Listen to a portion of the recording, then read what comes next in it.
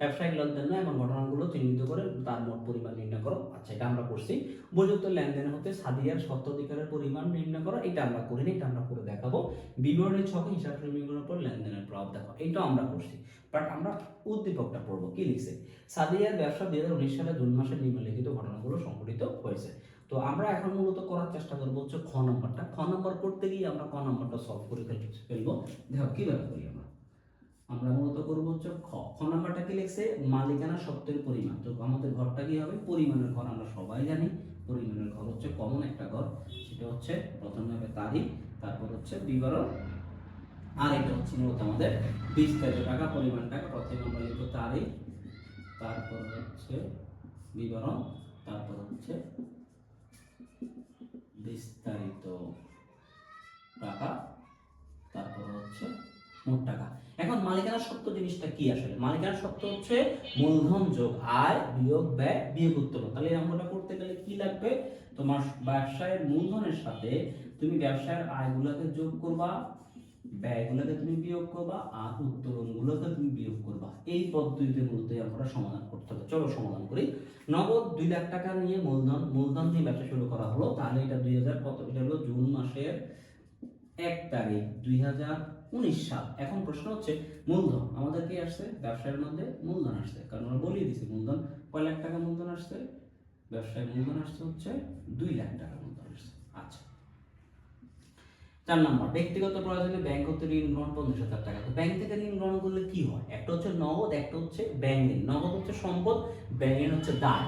আমাদের এই অঙ্কের মধ্যে কোথাও কিন্তু কি নাই? সম্পদের কোনো কাজ নাই, দায়ের কোনো কাজ নাই। মানে মালিকানা সত্ত্ব বের করতে গেলে সম্পদ এবং দায়ের কোনো কাজ হবে না। তারপরে আসো, মাইশা নেগের হতে পণ্য ক্রয় 30,000 টাকা। পণ্য ক্রয় করলে কি হবে? একটা হচ্ছে ক্রয় হিসাব, একটা হচ্ছে মাইশা যেহেতু ব্যক্তির নাম সেহেতু পাওনাদার, তার মানে ক্রয় হচ্ছে ব্যয় হিসাব। ব্যয়ের কিন্তু কি আছে? কাজ আছে। এটা কয় তারিখ? এটা হচ্ছে 9 তারিখ। তাহলে আমরা এখানে কি লিখবো? ক্রয় হিসাব। ক্রয় হিসাব লিখে আমরা এই যে টাকাটা 30,000 টাকা, এটা কি প্লাস করবো না মাইনাস করবো? এটা আমরা মাইনাস করবো, কারণ আমরা জানি মালিকানা সত্ত্বের ক্ষেত্রে মূলধন থেকে ব্যয়গুলোকে মাইনাস করতে হয়। তারপর হচ্ছে 10 তারিখ, ফার্দিনান্দ নিকট 2% ভাট্টায় চেকে পণ্য বিক্রয়। তো পণ্য বিক্রয় করলে কি হবে? পণ্য বিক্রয় করলে একটা হচ্ছে বিক্রয় হিসাব, আর চেকে মানে হচ্ছে ব্যয়। তাহলে বিক্রয় কি হিসাব? বিক্রয় হচ্ছে আয় হিসাব। আয় কি হবে? আয় অবশ্যই হবে। আয় হলে কি হবে? প্লাস। তাহলে আমরা কি লিখবো?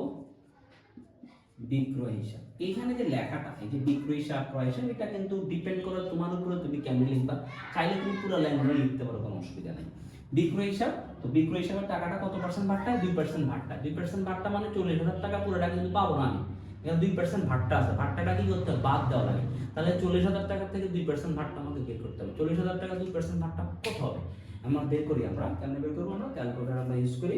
আমরা 40,000 টাকা গুণন 2 ভাগ হচ্ছে 100, এই হচ্ছে আমাদের মতো সিস্টেমটা। এরপর হচ্ছে আমরা দেখতে পাচ্ছি 800 টাকা আসছে, আমাদের ভাট্টা আসছে 800 টাকা। তাহলে 800 টাকা আমি কম লিখতে হবে। তাহলে 40,000 টাকা না লিখে আমি 800 টাকা কম লিখলে কত টাকা হবে? এটা হবে হচ্ছে 39,200 টাকা হবে। আশা করি বুঝতে পারছো। এবং এটা অবশ্যই প্লাস হবে, যেহেতু বিক্রয় কি হিসাব? আয় হিসাব। তারপরে 16 নাম্বার, মালিকের ব্যক্তিগত তহবিল থেকে ছেলের জন্য সাইকেল ক্রয়। এটা কিন্তু লেনদেন নয়। ওই যে ক নাম্বার প্রশ্ন বলছে কোনগুলো লেনদেন নয়। তো মালিকের ব্যক্তিগত তহবিল থেকে ছেলের জন্য সাইকেল ক্রয় করলে লেনদেন হবে না। মালিকের টাকা দিয়ে মালিক যা ইচ্ছা করুক, আমার ব্যবসার কোনো কিছু কমবেও না বাড়বে না। অফিস কর্মচারী জনাব আরিফকে বেতন প্রদান 10,000 টাকা। তো বেতন দিলে একটা হচ্ছে বেতন, একটা হচ্ছে নগদ টাকা। বেতন কি হিসাব? বেতন ব্যয় হিসাব। যেহেতু বেতন ব্যয় হিসাব, সেহেতু আমার অবশ্যই এখানে কি লিখতে হবে? বেতন প্রদান। এবং বেতন দিলে কি হবে? ব্যয়। ব্যয়টা কি হবে? মাইনাস। কত টাকা মাইনাস হবে? 10,000 টাকা মাইনাস হবে। আর দেখি আমাদের এখানে আর কিছু আছে কিনা। আর নাই, মানে আমাদের এই অঙ্কে আর কোনো এন্ট্রি নাই। এবার তুমি যোগ বিয়োগ করো, তোমার অঙ্ক হয়ে যাবে। যোগ বিয়োগ করলে যা আসবে সেটাই আমাদের আনসার। চলো আমরা যোগ বিয়োগ করে দেখি। এবং অঙ্কটা কিন্তু ভেরি ভেরি ইম্পর্টেন্ট অঙ্ক। পরীক্ষায় এই টাইপের একটা অঙ্ক থাকার সম্ভাবনা খুব বেশি। 30,000 টাকা, তারপর যোগ 39,200 টাকা, তারপর হচ্ছে মাইনাস 10,000 টাকা। আমাদের টাকা হচ্ছে 1,99,200 টাকা। তোমরা যোগ বিয়োগ করে নিজেরাও দেখতে পারো। 1,99,200 টাকা আমরা এভাবে প্রত্যেকটা অঙ্ক করে দেবো, ক্লোজ করে দেবো। এবার আসো, ক নম্বরও বলে দিলাম কোনটা আসবে না। খ নম্বর তো করিয়ে দিলাম। বিবরণী ছকে হিসাব সমীকরণের উপর লেনদেনের প্রভাব দেখো। এই অঙ্কটা আমি কিন্তু 2 বার করাইছি, মানে আমি একটা অঙ্ক 2 বার করাই দিচ্ছি তোমাদেরকে। আশা করি তোমরা ওই 2টা অঙ্ক যদি ভালো করে করো, তুমি এই অঙ্কের গৌরব নম্বর অঙ্ক তুমি করতে পারবে। এখন প্রশ্ন হচ্ছে যে এই যে লেনদেনগুলো আছে, এগুলোর জাবেদা পারবে না। জাবেদা পারলে তুমি গৌরব করতে পারবে, কোনো সমস্যা নেই। না পারলে কিন্তু করতে হবে না। চলো দেখি দাবা করে একটু বলে দিই আমি। নগদ 20,000 2 লাখ টাকা নিয়ে মূলধন দিলে, একটা হচ্ছে নগদ, একটা হচ্ছে মূলধন। নগদ ডেবিট, মূলধন ক্রেডিট। ব্যক্তিগত প্রয়োজনে ব্যাংক থেকে ঋণ গ্রহণ করলে একটা হচ্ছে নগদান হিসাব, একটা হচ্ছে ব্যাংক ঋণ। আচ্ছা, এখানে একটা মিস্টেক আছে। ব্যক্তিগত প্রয়োজনে ব্যাংক থেকে ঋণ গ্রহণ করলে 50,000, এটা কিন্তু লেনদেন হবে না।